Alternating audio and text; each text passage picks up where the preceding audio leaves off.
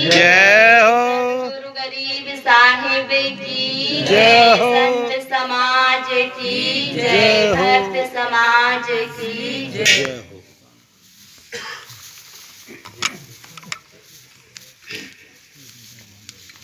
संत हमारी आत्मा हम संतन के जीव, हम संतन में असर में जस माखन में घी।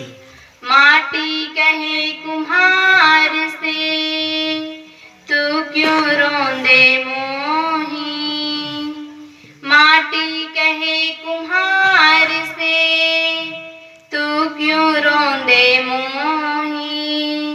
एक दिन ऐसा आएगा मैं रोंदूंगी तो ही। मंच पर विराजमान परम पूज्य श्री साहिब जी, अर्चनी वंदनी संत समाज, सत्संग प्रेमी सज्जनों एवं भक्तिमयी माताओं, मेरे लिए भी आज्ञा हुई है, सो आज्ञा पालनार्थ आप सबके बीच कुछ देर विचार रखने जा रहे हैं।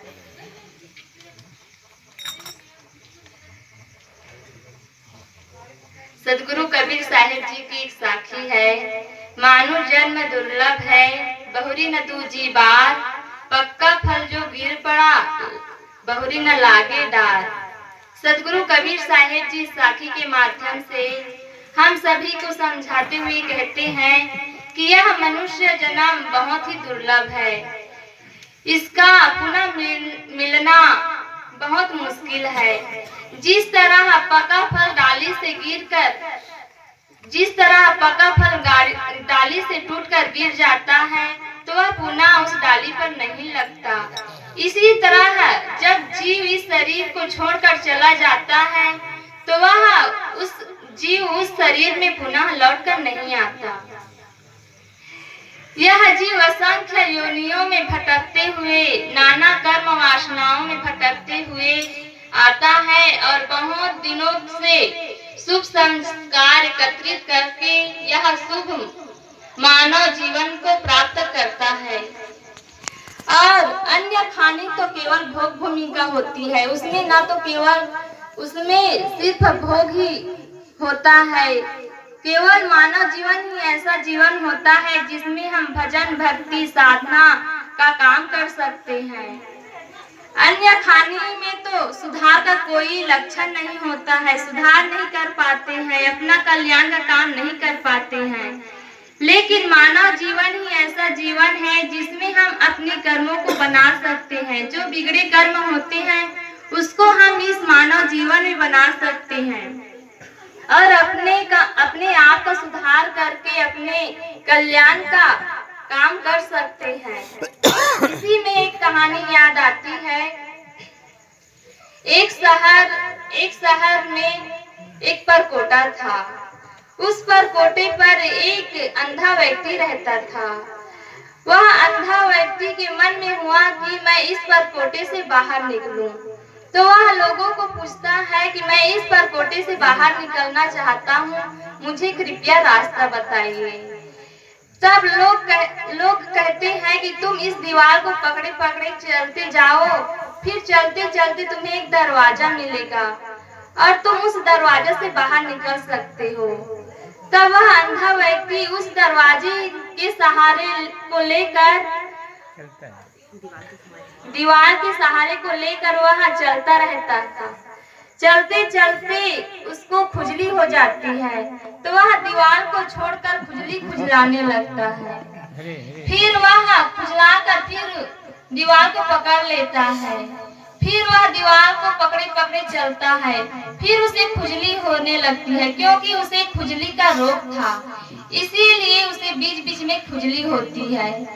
तो जैसे जैसे वह दरवाजे के पास आता उसे खुजली होने लगती, तो उसके हाथ से दरवाजा छूट जाता और दीवार फिर हाथ में आ जाता। इसी तरह से यह नाना योनियों का एक विशाल किला है। और इस विशाल किले का एक ही दरवाजा है, वह मानव जीवन। और इस मानव जीवन में हम अपने कल्याण का काम नहीं कर सकते हैं, नहीं करते, बल्कि खाने पीने और भोगने में ही बिता देते हैं।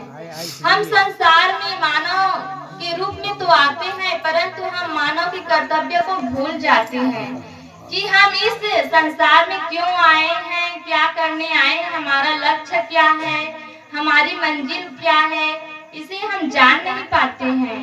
और संसार की विषय वासनाओं में, राग द्वेष में, माया मोह में ही घिरे रहते हैं और बिना कल्याण के, बिना सुधार किए ही हम इस संसार से चले जाते हैं। इसीलिए सदगुरु कबीर साहिब जी आगे कहते हैं कि मानुष तेरा गुण बड़ा, मां सुनावे काज, हार न होते आभरण, त्वचा न बाजन बाज। मनुष्य के अन्य खाने तो मरने के बाद भी उसका कुछ न कुछ उपयोग होता है, लेकिन मनुष्य खानी ऐसी है जिसे मरने के बाद कोई उपयोग नहीं होता, वह सिर्फ त्याज्य ही होता है।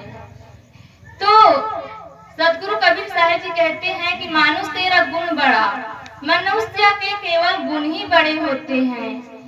जब तक हमारे जीवन में दया, करुणा, शील, विवेक, विचार, सत्य, अहिंसा यह सब चीज नहीं आती, तब तक हमारा जीवन निरर्थक है।